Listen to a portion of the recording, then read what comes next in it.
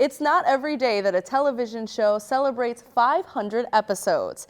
But right here at NCTV 17, our sports show, Naperville Sports Weekly, is doing just that. I'm joined by executive producer Liz Spencer, who produced a special feature on this milestone. So why is this an important story to tell? It's important because we responded to the community for one. That's why the sports show's here, is that the community wanted the sports show. And we're a small team. And here we are, we're bringing something really unique, that we're covering boys and girls, all varsity sports. We're there for the entire game. Nobody else is doing that.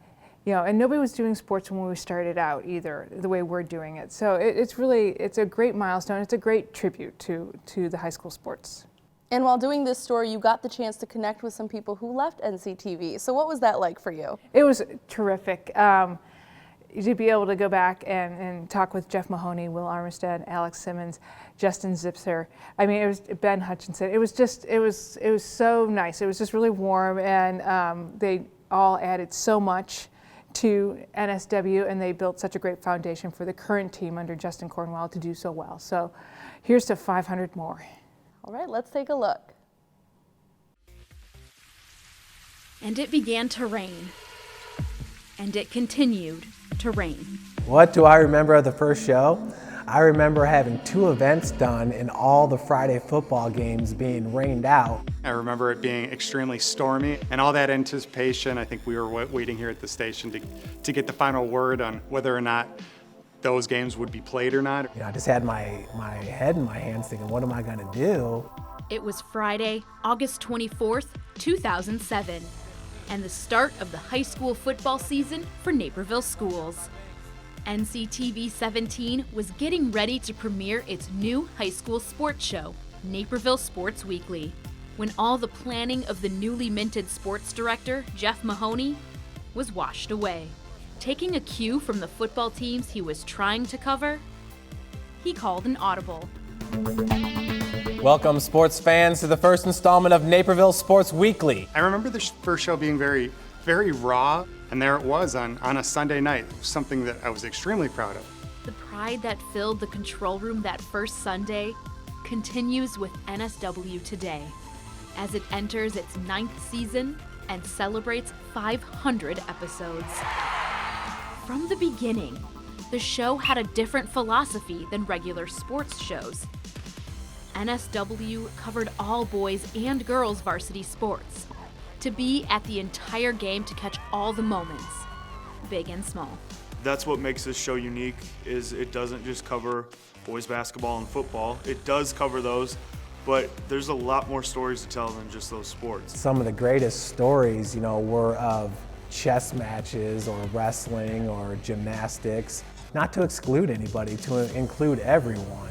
The end of the football season echoed the beginning, as once again, things didn't go as planned for the NSW crew, as the Naperville North Huskies headed off to state.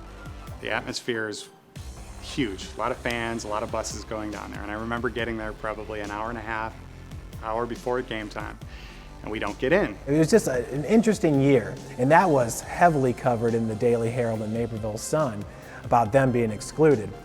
So Will and Rick get down there. We did 2 cameras for that, and they wouldn't let them in the arena. Jeff reached out to Doug Smith, athletic director of Naperville North, who was already inside the stadium, and he added the NSW team to his roster. Doug gets a hold of me, and like a red carpet was rolled out, just escorts us right onto the field, and we shoot the game. They ended up winning. We get a lot of great video and a lot of great interviews and sound bites, and it's something that I'll never forget. Long after the stadium lights dim, and after the players and fans have gone home, the NSW crew continues to work, editing the night's highlights together for an eager audience the next day. Friday night football nights, for example, that's when we'd have the pizza nights as well, because we're all rolling in at 10:30, 11 o'clock after the games, and you all get back, and of course we're all comparing like, oh, I got this great play, no, I got this great play. The thing that kind of came out of this show that I wouldn't have realized going in is definitely a lot of the friendships. I've never had a job where if I've had to stay till 5 a.m., I've had so much fun, as I did here. The 4th season of NSW arrived in 2010 with a new set and look. and under new leadership of Will Armistead and Ben Hutchison. I remember the first show because I was nervous. We really dressed up the set. We had a big screen TV over my shoulder. We had Will Armistead working on graphics that were really flashy. And I think it really had the appeal to the eyes that would jump out to the viewer. Hello and welcome to another exciting season of Naperville Sports Weekly. I'm Ben Hutchison. It was cool from the perspective of I played sports growing up. I played at Naperville Central. I was on the baseball team. 2010 was Naperville Central baseball team. They won the state championship. We covered all the games leading up to it.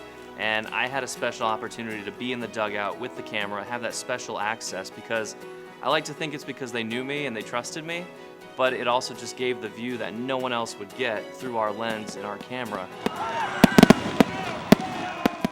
Along with a new set came a new platform. YouTube catapulted NSW onto a larger stage, reaching far beyond Naperville boundaries. We're like, a lot of people are going to see this, and they are watching it. That's pretty cool. As the show grew in popularity, another change to the lineup came in August 2011, and Alex Simmons would be the next man up to produce and anchor NSW. Hello and welcome to another exciting season of Naperville Sports Weekly. I'm Alex Simmons. It was something I didn't realize how big, not only of an opportunity it was, but how much work it was going to be. It's a completely different animal of trying to cram 12 to 15 highlights in a show in a half hour, in addition to an interview, a feature story, shoot some on-camera stuff. Oh, and you're voicing every one of these highlights, you're checking them, and putting out the show one day a week. The demands of a weekly high school sports show are tough, but what kept the group going was the interactions with the players and coaches they covered each week. The basis of those relationships is why this show has become so successful. The same people are kind of covering the same people, and you're able to build those relationships. This show was built on those relationships. I do remember the first game of the season we covered Bennett girls basketball. We had no inkling that that team would be quite as good as it ended up being. You know, I remember going after the game over to Joe Kilbride, who just coached his first game. I was asking him if we could do an interview with him for like the coaches interview segment on NSW. So from that point, I sort of got comfortable with Joe. That was sort of cool to be a part of a team that was succeeding away and to know that they appreciated what I was doing. NSW grew beyond the highlights to tell in-depth stories of the players and teams. Sports reporter Rick Riso went above and beyond in his visual storytelling. Rick it became a passion, an obsession almost, to get that unique looking shot that just kind of wows you. After 7 successful seasons, the show expanded. This has to be fresh, it has to go up on Thursday. The biggest challenge was figuring out how to schedule a little bit differently so that we still covered as many things, but we're able to make those 2 episodes still look pretty remarkably different. As the show entered its 8th season, another lineup change was announced, and Justin Zipser would lead the team. I sort of realized working with guys like Will and Alex and Rick, who were there for the beginning parts of the show, I knew the work that they had put in to make the show what it was at that point. So for me, getting some more leadership responsibility, I wanted to keep the show running and improve it just because of the work that those guys had done. I was really happy to learn from them and be a part of NSW. School is back, which means prep sports are back, which means Naperville Sports Weekly is back. You get that one-to-one connection that I think is really, really cool. You don't get that at other places. That's just part about being at a community TV station and being part of the community. People see you out there and they appreciate what you do and they let you know. That was cool. NSW entered its 9th season under the new leadership of Justin Cornwell and the team of Nico Hefflinger, Joe Olmo, and Charlie Edward, who, like all the men and women of Naperville Sports Weekly before them, are grounded in their desire to capture the heart and soul of high school sports.